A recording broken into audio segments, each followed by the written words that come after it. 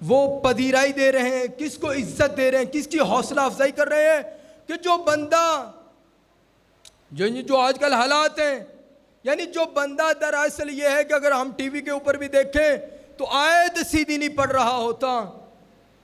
ایک ہمارے مولانا صاحب ہیں، اللہ ان کی بھی زندگی طولانی فرمائے، قبلہ ڈھکو صاحب، وہ فرمایا کرتے تھے کہ ہمارے شیعوں میں ایک ایسا خطیب ہے کہ جو قرآن کھول کے غلط پڑھتا ہے، اور کہ ایک ایسا ہے جو کہتا ہے کہ کون کہتا ہے کہ پروفیسر کو قرآن نہیں آتا، انا انزلناہ فی لیلۃ القدر، صلوات پڑھے گا محمد وآل محمد، محمد وآل۔ یہ دراصل یہ ہے کہ آپ کو تھوڑا سا جگانے کے لیے یہ تھا۔ اب کیا ہے کہ ہم نے اپنی امامت کے اوپر جو یقین ہے اس کو کیسا رکھنا ہے، یہ نہیں دیکھنا کہ امام کے کپڑے مزدوری کر کے خراب ہو چکے ہیں، ہم نے یہ نہیں دیکھنا کہ امام کے چہرے کے اوپر پسینہ ہے، ہم نے یہ نہیں دیکھنا کہ امام تو فقط وہ ہوگا جو اے سی سے باہر نکلے گا۔ آغا آیت اللہ ابراہیم امینی جنہوں نے کتاب لکھی ہے الغدیر، اب وہ بندہ تھوڑے سے لمحے کے لیے بھی یہ بات آ سکتی ہے ذہن میں۔ آغا امینی نجف میں موجود تھے امام کے حرم میں، جب امام کے حرم میں موجود تھے تو دعا مانگ رہے تھے۔ اب کیا دعا مانگ رہے تھے یہ تو پتہ نہیں، اب جب یہ دعا مانگ رہے تھے اور گریہ و زاری کر رہے تھے، اتنے میں ایک کسان آتا ہے جو مٹی میں کسان وہ اپنی وہ کھیتی باڑی کر کے اسی مٹی میں جو ہے نا وہ آلودہ آیا، اس نے کہا اے امیر المومنین یہ میرا بیٹا بیمار ہے، اسے شفا دیجئے، میں ابھی اپنے کام پہ جا رہا ہوں، ابھی واپس آؤں گا لے کے چلا جاؤں گا۔ آقا ابراہیم امینی یکدم دیکھا کہ یہ پتہ نہیں یہ کون ہے، اب اس نے اپنے بیٹے کو رکھا، چھوڑا، چلا گیا، تھوڑی دیر کے بعد واپس آیا، او بیٹا اٹھو چلیں، وہ بیٹا کھڑا ہوا ساتھ چل دیے۔ ان کا جناب عجیب بات ہے، آقا امینی کہتے ہیں جناب میں نے الغدیر لکھ لی ہے، لیکن جو یقین اس کے پاس ہے میں اس یقین تک کبھی نہیں پہنچا۔ صلوات پڑھیے گا محمد وآل محمد۔ عزیزو سب سے مہم امامت کے اوپر یقین ہے۔ ہم کہہ تو سکتے ہیں کہ ہم امام کو مانتے ہیں، امام کے اوپر یقین رکھتے ہیں، لیکن بڑائی میں آ گئے، غرور میں آ گئے، تکبر میں آ گئے کہ میں اس مجلس میں جاؤں گا جو صاف اور شفاف جگہ ہوگی، جہاں پہ اے سی لگے ہوئے ہوں گے، جہاں پہ گرمی کا بالکل ذرہ برابر بھی اثر نہ ہوگا، میں تو وہاں پہ جاؤں گا جہاں پہ اچھا ماحول ہوگا، پرسکون ماحول ہوگا۔ آپ نے مجالس اگر دیکھیں افریقہ کی مجالس، سخت گرمی میں چھوٹے چھوٹے بچے بیٹھے ہوئے ہوتے ہیں اور سامنے خطیب صاحب خطابت کر رہے ہوتے ہیں۔ انہوں نے تو نہیں کہا کہ یہ 5 بندے سامنے بیٹھے میں کیوں خطاب کروں، جناب میری تو یہ بساط سے یہ کم ہے، میری عزت میں یہ نہیں ہے کہ میں ان جیسے لوگوں کے سامنے ذکر کروں۔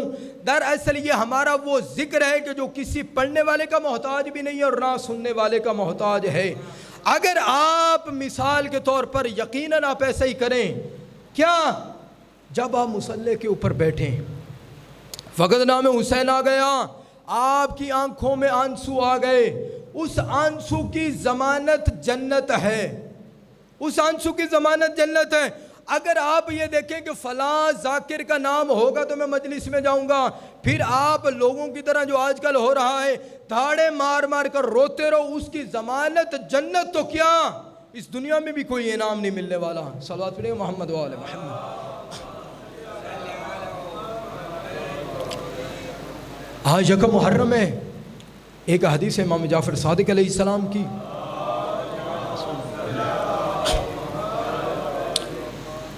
امام فرماتے ہیں کہ جب بھی محرم اور سفر آئیں تو ایک عمل کرنا کہ جب بھی امام حسین علیہ السلام کا میری جد کا نام آئے نا تو آپ نے آگے سے کہنا ہے صلی اللہ علیہ یا ابا عبداللہ الحسین، کیا کہنا ہے؟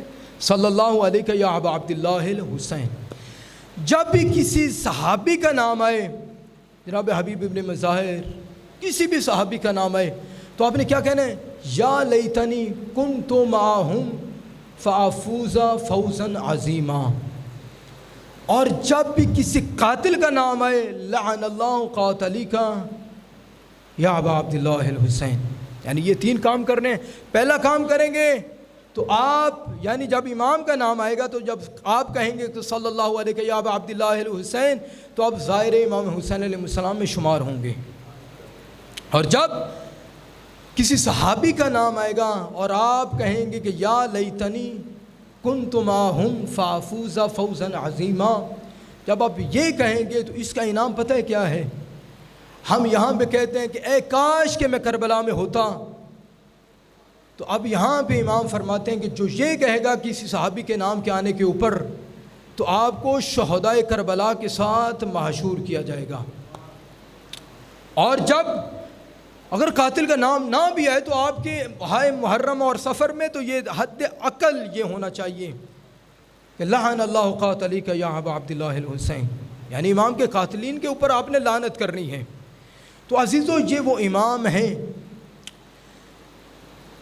کہ جس امام کی معرفت کے بارے میں یہ ہے نا، لم یعرف امام زمانہ ہی موت میتۃ جاہلیہ، یعنی جو بھی اپنے وقت کے امام کی اگر معرفت نہیں نہ رکھے گا تو وہ جہالت کی موت مرے گا۔ جہالت سے مراد کفر کی موت مرے گا، وہ کفر کی موت مرے گا۔ ہمارے اوپر فرض ہے اگر کفر کی موت سے بچنا ہے تو ہم اپنے امام کی معرفت رکھیں۔ جب امام کی معرفت رکھیں گے تو ہم کفر کی موت سے بچیں گے۔ اب یہ ہر وقت کے امام کے بارے میں ہے کہ جس امام کے اوپر آپ یقین رکھیں گے، جس امام جو بھی آپ کے وقت کا امام ہے، تو آپ بتائیے، جو سب سے پہلے تو امام علی علیہ السلام، اس کے بعد امام حسن علیہ السلام۔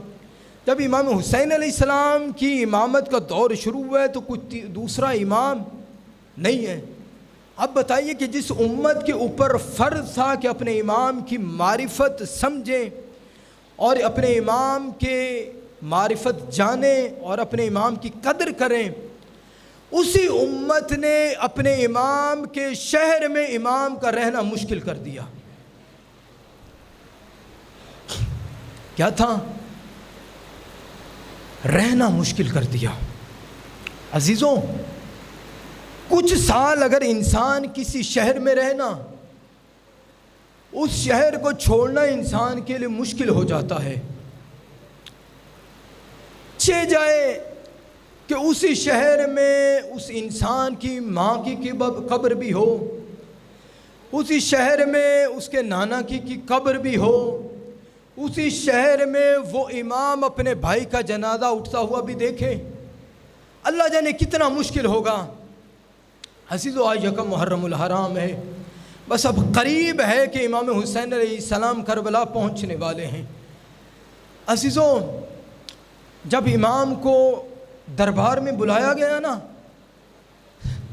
تو کہتے ہیں بدتمیزی کر کے، بد اخلاقی کر کے، کہتے ہیں حسین یا بیعت کرو یزید کی یا مدینہ چھوڑ دو، یا بیعت کرو یا مدینہ چھوڑ دو۔ امام فرماتے ہیں کہ بیعت تو ہو نہیں سکتی، پھر مدینہ چھوڑا جاتا ہے، مدینہ چھوڑتے ہیں۔ اب جب آئے ہیں نا گھر میں، عزیزو بس اسی کو اپنے ذہن میں آپ نے رکھنا ہے کہ یہ ہوا کیا ہے دراصل۔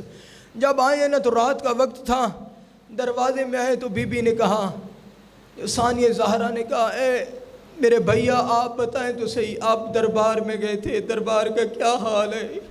امام فرماتے ہیں بہن میں کیا بتاؤں، میرے نانا کا دین اب نہیں بچتا، اب کرنا کیا ہے؟ اب امام فرماتے ہیں زینب کرنا کیا ہے، ہم چلتے ہیں، مدینہ کو چھوڑتے ہیں، پھر اب یہ ہے کہ میں بھی اپنی قربانی دوں گا۔ اے بہن پھر آپ نے بھی اپنی قربانی دینی ہے۔ اچھا بھیا چلے ٹھیک ہے، ہم آپ بھی اپنی قربانی دینا، میں بھی اپنی قربانی دوں گی۔ بھیا یہ بتائیے آپ کی قربانی کیا ہے؟ ہاں زینب بہن میں کیا بتاؤں، میری قربانی فقط دینے سے اسلام نہیں بچے گا، لیکن ہاں جب تک تو میرے ساتھ نہیں جائے گی میرے نانا کا دین نہیں بچے گا۔ ہاں میرا امتحان بھی سخت ہے، لیکن میرے امتحان کے ساتھ، ارے میرے امتحان سے زیادہ تیرا امتحان سخت ہے۔ ہاں زینب اب چلو ہم مدینہ چھوڑتے ہیں۔ اب لوگوں نے کہا اے مولا کہاں جا رہے ہیں، مولا کیا کرنے جا رہے ہیں؟ آج جنگ کرنے جا رہے ہیں. مولا فرماتے ہیں جنگ کرنی ہوتی میں نے سکینہ کو ساتھ لے کے جانا تھا. ہاں میں نے جنگ کرنی ہوتی ہے میں نے اپنی بہنوں کو ساتھ لے کے جانا تھا. ہاں میں نے اگر اپنی جنگ کرنی ہوتی میں نے علی اصغر کو ساتھ تو نہیں لے کے جانا تھا. ہاں عزیزو اب امام ہے الوداع کرنے کے لیے نانا کی قبر پہ. ارے نانا کی قبر پہ آ کے کہا نانا ارے تیری امت اب مجھے مدینہ میں برداشت نہیں کر رہی. اب آپ کے نواسے کا آخری سلام ہے. میں جا رہا ہوں اور مجھے یقین ہے میں واپس نہیں آؤں گا. اب آئے اپنی ماں کی قبر کے اوپر. اپنی ماں کی قبر کے اوپر جب آئے نا تو کیسے آئے؟ کیسے آئے؟ جیسے چھوٹا بچہ اپنی ماں کی گود میں آتا ہے. ارے ماں کی قبر کے ساتھ لپٹ کے کہتے ہیں ماں تیرا حسین آخری سلام کرنے آیا ہے. ارے رسول کی بیٹی اپنی قبر میں تڑپ گئی. ارے کہا بیٹا تو جا رہا ہے ارے میں بھی تیرے ساتھ ہوں. ارے تو جہاں جا جائے گا میں تیرے ساتھ رہوں گی. ارے بیٹا ارے جب تو کربلا پہنچے گا میں تیرے ساتھ ہوں گی. ارے 7 محرم کو تیرا پانی بند ہوگا میں تیرے ساتھ ہوگی. ارے جب 10 محرم کو تو کربلا میں لاشیں اٹھائے گا ارے میں تیرے ساتھ ہوں گی. ارے حسین ارے جب کربلا میں تو اپنے اکبر کی لاش اٹھانا ارے یہ میں تیرے ساتھ رہوں گی. ارے پریشان نہ ہونا. الا لعنت اللہ علی القوم الظالمین وسیحالہم الذین ظالموا ایام القلب ینقلبون. میرا اللہ تی محمد و اہل بیت محمد کی